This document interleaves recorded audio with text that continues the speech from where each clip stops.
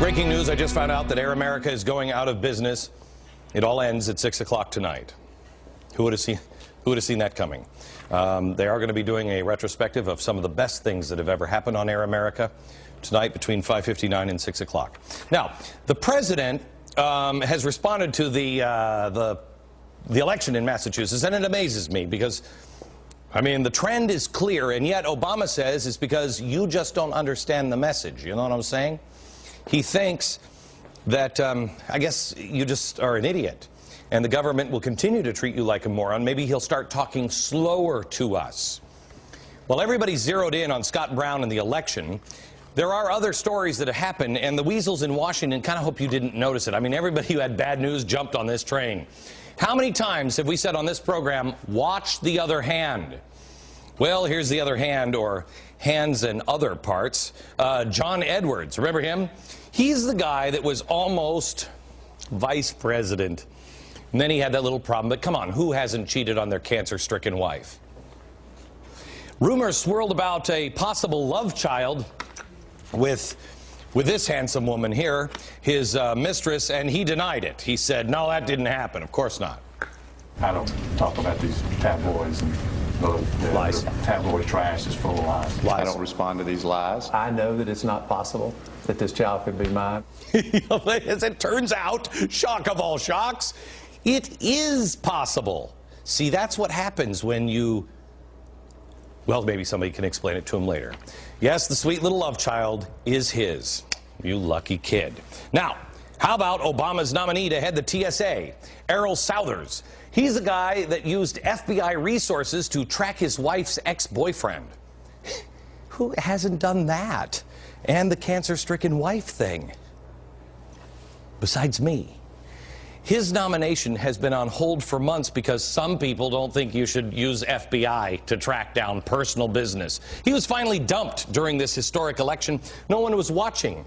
No one could see Jim DeMint finally winning that one. And you know what's great is by sweeping him out, you know, in the cover of darkness, it's kind of like what happened with Van Jones. It prevents anyone from asking the question, who picked him? Who vetted him? Who thought that was a good idea? And then the couple who crashed the White House state dinner. They pleaded the fifth 31 times as they appeared in front of Congress the other day. That's great. Don't pay attention to that story because we'd like to get to the bottom of it and find out, you know, who's just letting people into the White House. Then there's the underpants bomber. The director of the National Intelligence gave the report of the incident and concluded that the officials botched the handling of the terrorist. No. Again, the news came out during the election. And my favorite, the debt ceiling. While you were on vacation on Christmas Eve, the Senate voted to raise the debt ceiling. Because here's our national debt, $2.3 trillion. Isn't that great? Well, when you were on vacation, just eat turkey. Pay no attention to what they're doing in Washington. They raised the ceiling up $290 billion just to get through this spell. Now, a month later, while America is paying attention to Massachusetts, and while Obama is telling you, I just haven't given enough speeches for the dummies to understand what we're trying to do, they're proposing to raise the debt ceiling again, this time by $1.9 trillion. See, Mr. President, that's the whole point of the Tea Parties. We do get it. You're out of control with your spending. Even the idiots who drive pickup trucks can see the direction that the debt is going. Not good. In fact, if I may, give you a quick little example. Beginning with, let's go, George W. Bush. Oh, that evil, out of control, because everybody on the left, this debt is unsustainable. In 2001, the debt was $5.7 trillion. Okay? 2001. By the end, he was spending far too much money. $10.6 trillion in 2008. Got it? Barack Obama. We start at 2008, 2009. Here he is. Comes in. Here is the latest. We've gone, in the 1 year, we've gone to, what is it, $12.3 trillion on the debt. Okay, now they want to spend another, well, they've already spent it. They're just going to add it to the debt ceiling, so, you know, we can just borrow it. Another 1.9, which brings us to $14.2 trillion. Notice, end of George W. Bush, first year of Barack Obama. Kind of scary. Even the Neanderthal conservatives know that 1.9 trillion, lots of money, fire, good, spending, bad. Maybe, just maybe, it's the Washington politicians who don't get it. But let's put this in terms that the weasels in Washington, D.C. can understand. $1.9 trillion. Okay, what can you do with $1.9 trillion? Okay, if you're in Washington, let me spell this out in ways you can understand. With $1.9 trillion, we could buy every single American, every man, woman, and child, an Elliott Spitzer hooker for $6,000 each. One night of unbelievable pleasure for every man, woman, and child. Yes, we could cover the entire cost of credit cards, $5,600 per person for every single American. How about, because we're having such a housing crisis, how about we buy $200,000 home mortgages for 10 million Americans?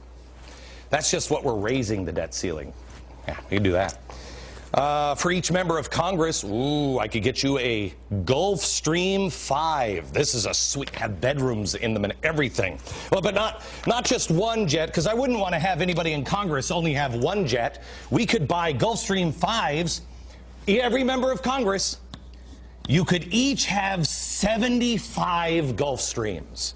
We could buy the entire economic output of Brazil in 2008. That's only the world's 8th largest economy. And then we'd still have enough to buy the entire economic output of Ireland. Then, if you're in the market for, I don't know, something small, maybe an aircraft carrier, we could buy 422 aircraft carriers. Or, if you're in the market for, I don't know, everything, we could buy, with the $1.9 trillion of the debt allowance that Obama is now asking for, we could buy almost every single piece of merchandise that we made here in America and exported from the United States, but only between these dates. January 1, 2008 and June 30th, 2009. But that's just everything we made and sold across, that's it. You can hide an awful lot of stories and dump them when Americans aren't looking. But this one is going to come knocking at our door soon. And I don't need a Harvard education. I can still drive my pickup truck and not one of them fancy Mercedes to figure it out.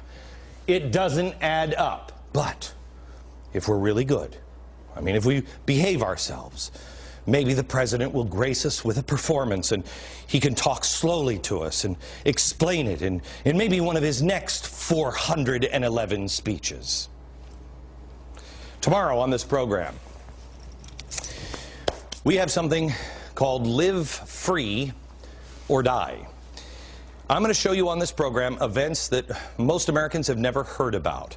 This is a documentary, my first documentary that I've produced, that has taken us since August to put together. You're going to watch this, and you are going to say at least 3 times, why haven't I heard this before? Why haven't I seen this before? Why isn't this in our history books? It's by design. I'll tell you a little bit more about it next.